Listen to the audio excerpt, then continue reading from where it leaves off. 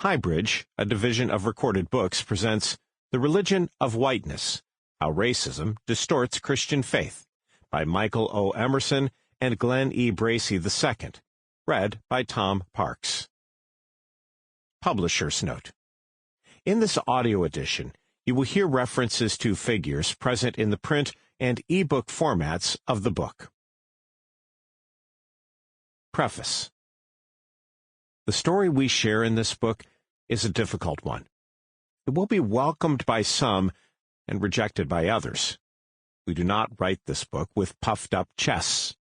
We do not sit on a high horse or in some isolated academic tower. We struggle to live in the very midst of life in our neighborhoods and in congregations just like those of whom we write. We thus write this book in a spirit of humility, attempting as best we can to understand a significant and long-standing reality. We are flawed human beings like the people we study. We hope for better days, and hope, we have learned, is perhaps the single most important concept for living life. We all want to be loved. We want to belong. We want to matter. Yet because life is guaranteed to bring struggles, no matter who we are, we must have hope. We must have hope that things will get better, that no matter what gloom we face, brightness will win the day.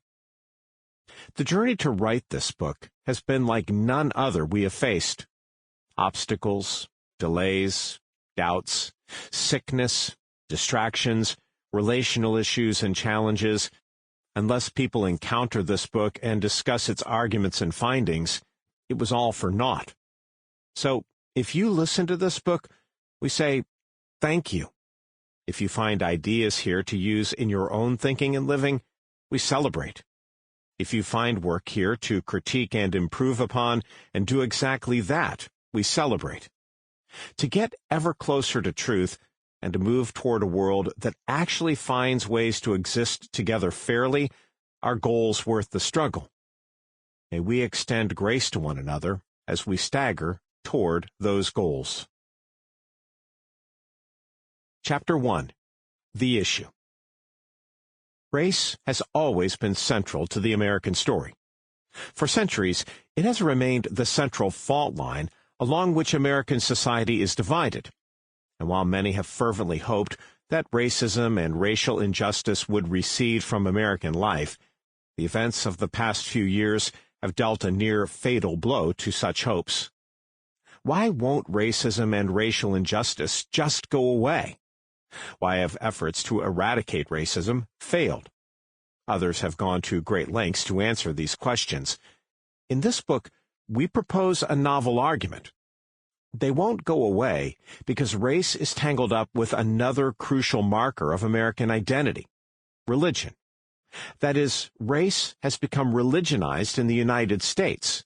It has taken on transcendent qualities. But because we tend to study race and religion separately, we have missed this crucial fact, and thus have grossly underestimated the challenge we face as a nation. In this book, we aim to offer a new way of looking at race and religion in America by bringing both into focus simultaneously, revealing how they interact with and reinforce each other. We argue, and test the argument with data, that racism and racial injustice have not receded from American life, because they are, in good part, the life-giving force of a dominant group's religion. Put simply, we cannot understand racial injustice without understanding the religion that feeds on racial injustice.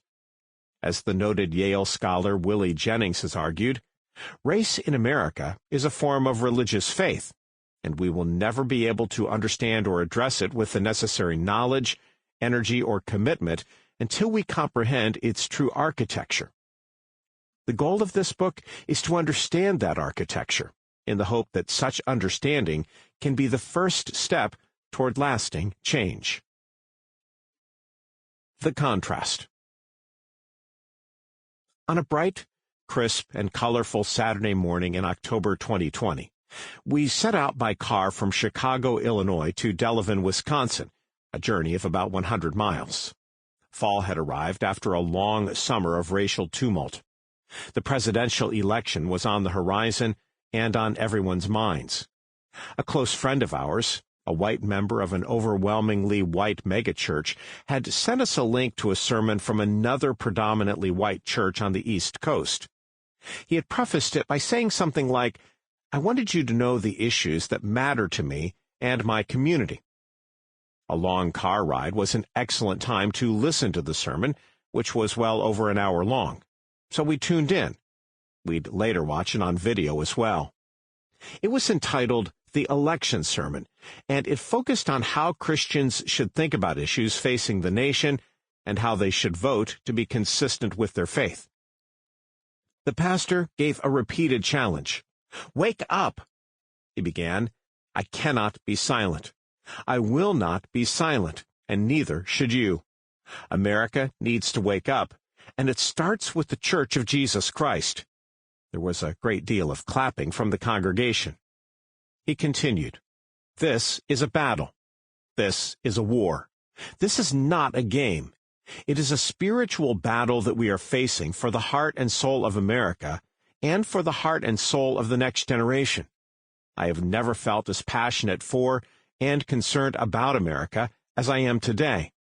We, as the Church of Jesus Christ, are God's restraining force in the world today against evil." The pastor then went on to explain what the proper purpose of government is and how Christians should think about it. Look around at the issues of our day and ask yourself which policies and procedures, as put forth by the two main parties in America, will accomplish God's purpose of government, cultivating the good and punishing the evil. We have to look at all these different issues that we are surrounded by, and there's a lot. We have to ask ourselves, how can we do our best to look at policies and procedures separated from personality contests and recognize what policies and procedures best come closest to, most represent our convictions with a biblical worldview, in order for the government to advance the good and to punish the evil. Getting down to specifics, he began naming what he believes are the most important issues facing the country, and, in each case, which political party is more in line with the biblical worldview. He asked the congregation to play a little game he called Guess the Party Platform. He named 5 issues, read both parties' official statements, and asked the congregation which was closer to a biblical worldview. As our friend suggested, the issues the pastor chose to highlight are important for understanding what matters to this community. They are not necessarily the issues that turn up at the top of polls showing what voters care about. The pastor named them in order: religious freedom, marriage and sexuality, Israel, life, and the economy. But he didn't just name them. He chose sides. The Democratic Party doesn't care about religious freedom. They seek to destroy traditional marriage and sexual morality. Donald Trump showed who is Israel's biggest supporter when he moved the American embassy to Jerusalem. Donald Trump is the most pro-life president of all time. And on the economy, the least obviously religious issue on his list, he launched into a stem-winder. A biblical worldview, he argued, is one that values individual hard work and the willingness to be kind to the poor, but only voluntarily. Helping the poor is not the government's role. The Democratic platform's use of buzzwords, such as shared prosperity, he claimed, is contrary to the biblical worldview. That's political speak. It's socialism. It's the redistribution of wealth. He went on. The Bible doesn't teach socialism. You know what the Bible teaches? The Bible teaches that hard work will be rewarded. And the Bible teaches that we should also be mindful of the poor among us, because that also will be rewarded if you're kind to the poor, but not redistribute the wealth. That's unbiblical. Much clapping. In Proverbs chapter 13, verse 4, it says that, "But those who work hard will prosper." And Proverbs chapter 22, verse 9, "He who has a generous eye will be blessed if he gives of his bread to the poor." That's the combination that works in America and around the world. That's God's design. It's not redistributing the wealth. Despite noting early in the sermon that the past months had been exhausting, because of the pandemic, of course, but also because of racial unrest roiling the country, there were only 2 mentions of race in the talk. Both were references to African Americans who personally told the pastor that he is right, that he is being truly biblical, that all lives matter, that black people overwhelmingly vote Democratic because they don't think about it, it's just cultural and what is expected by other black people, and that if he just keeps teaching the Bible, the sin of racism will be eradicated because God will change the hearts and minds of the people. In short, the issues he identified as important are the same issues that are important to black people, at least those who understand Scripture and can move beyond their cultural encapsulation. He concluded, "Listen to me. I am going to speak truth to you. If you are a lifelong Democrat, your party has left you. Your party has left you. That ship has sailed." Clapping. It's true. He went on to emphatically say he could not and would not vote for the Democratic Party candidates. "I cannot, will not, cannot, will not." The congregation erupted in cheers and shouts of encouragement. The clarity of the sermon was inescapable. What is Christian, what is biblical, what is right had been laid bare, just as what is unchristian, what is unbiblical, and what is wrong had been made clear.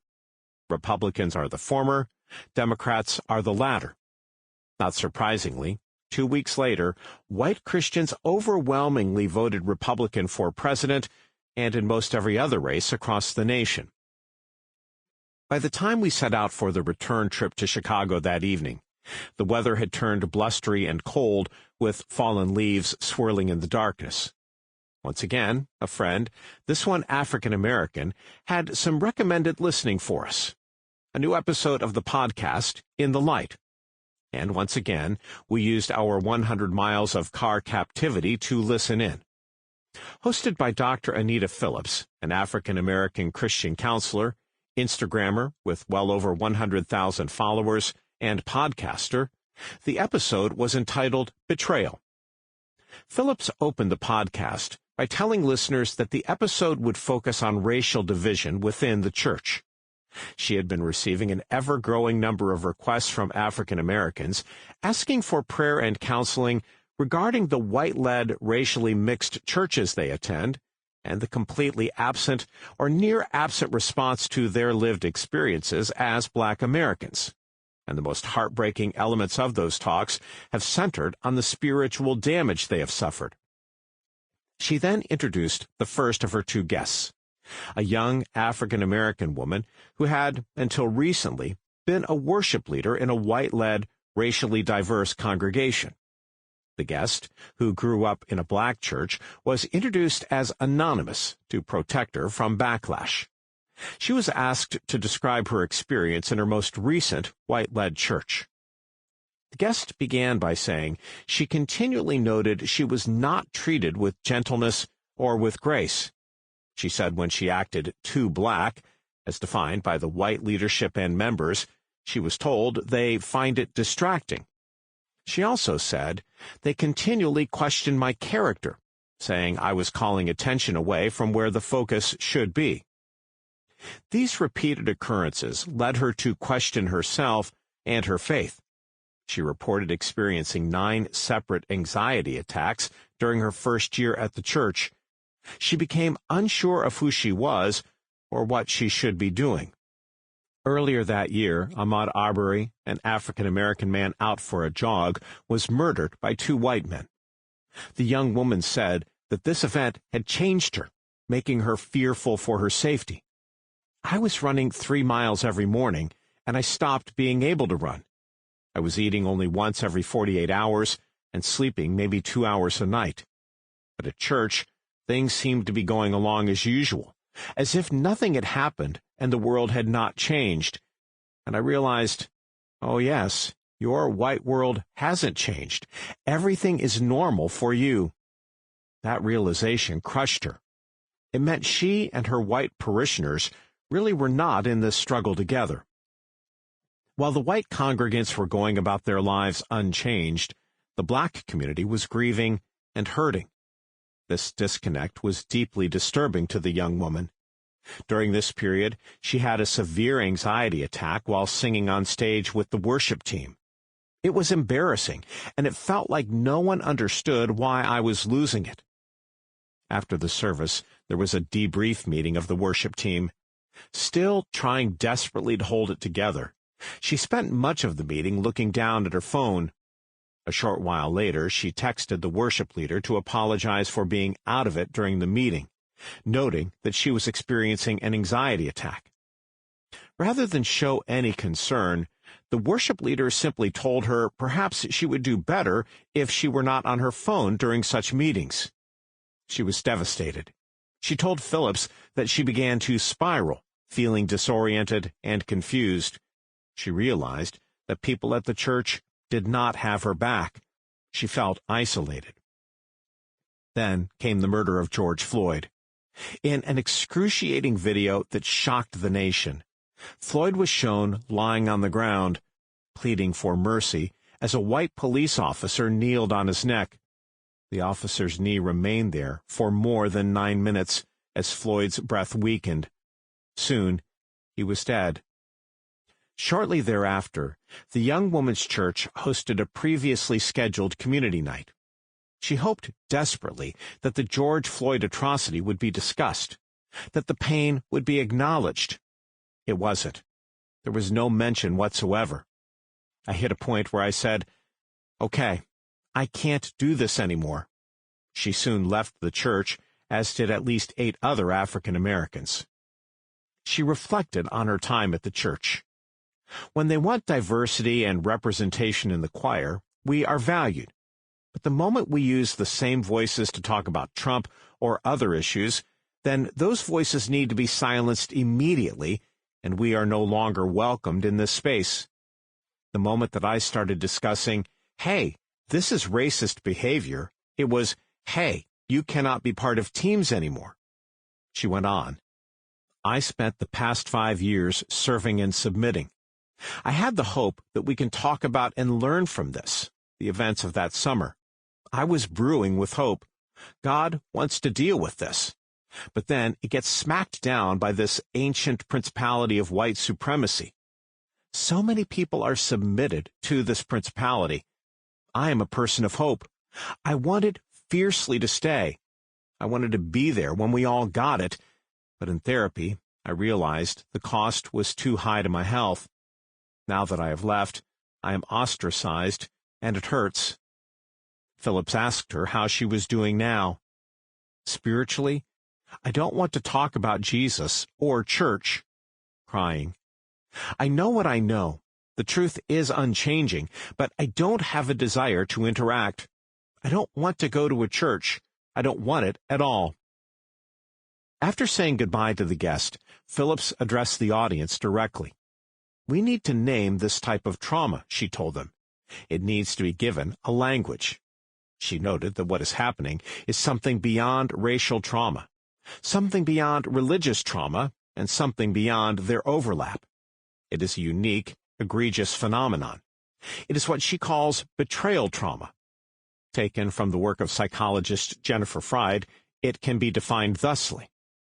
Betrayal trauma occurs when people or institutions on which a person depends significantly violate that person's trust or well-being.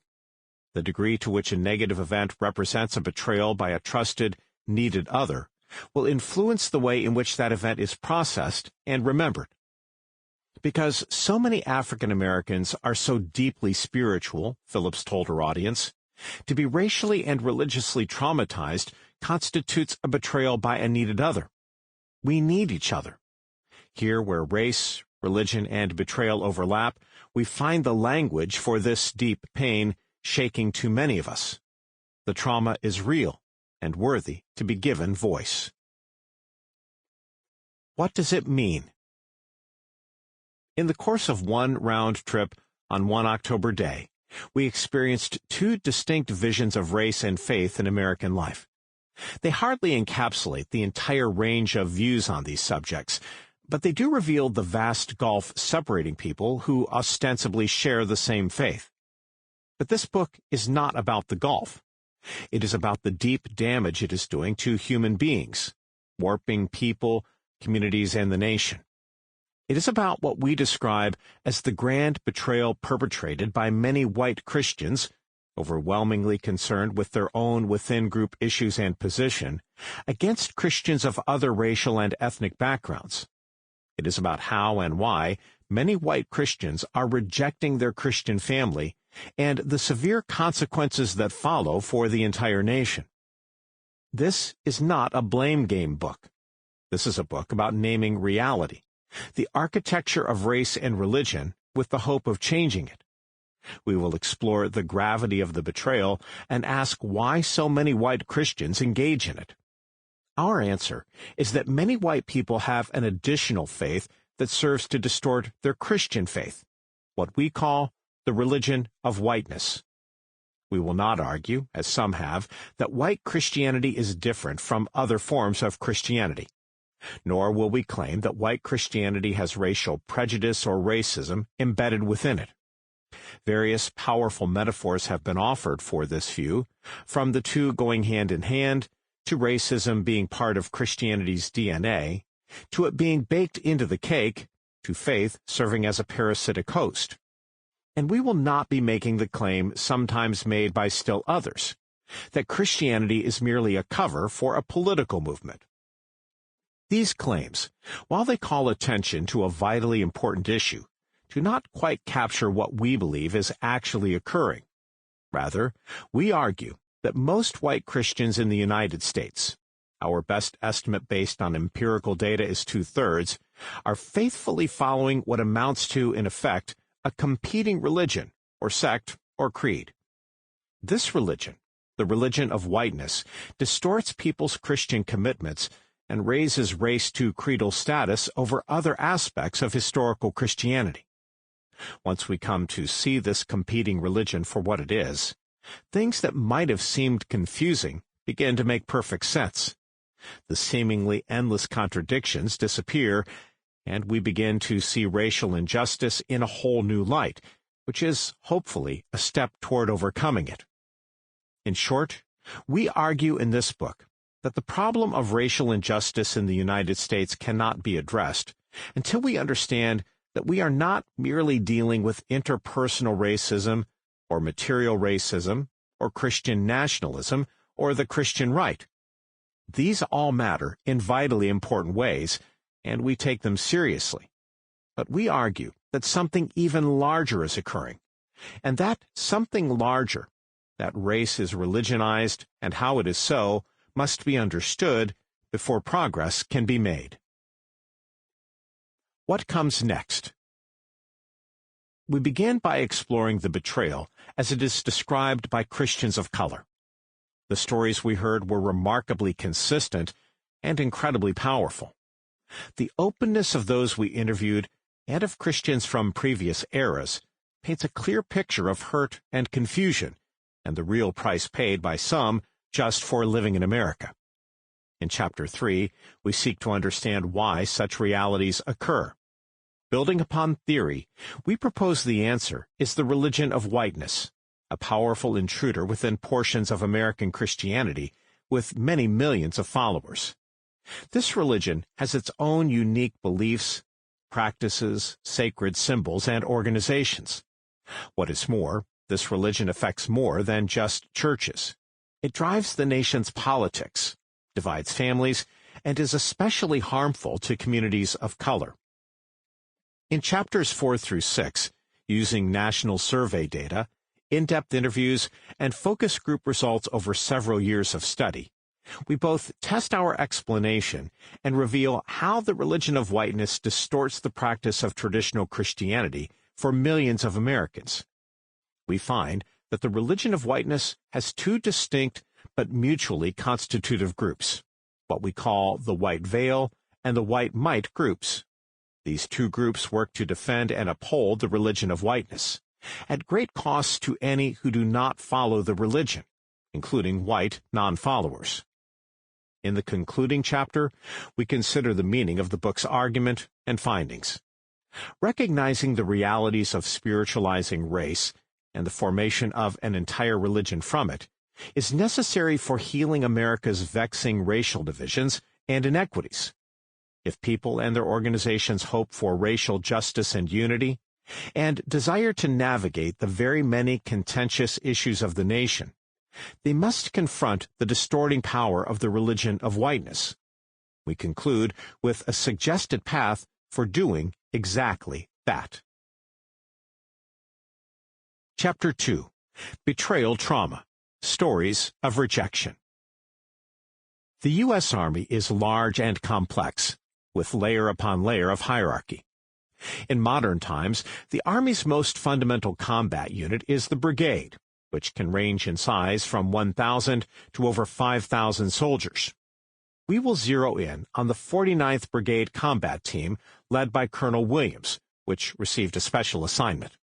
Colonel Williams is a seasoned military leader, having fought in 3 overseas wars, and now he had been called upon to lead his soldiers on a mission to protect U.S. interests from a threat. It was a risky mission, given the instability in the region and the high stakes. In fact, Colonel Williams was worried. He knew that in order for the mission to succeed, it would have to go nearly perfectly.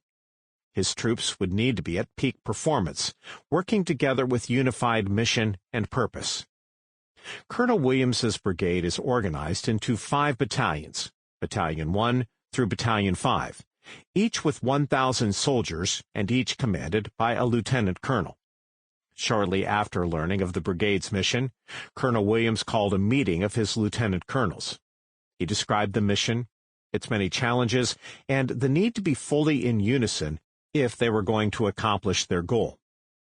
Colonel Williams and his lieutenant colonels spent several days planning their strategy, and, given its importance, sequenced the plan down to the minute, assigning in detail tasks for each squadron and platoon within each battalion.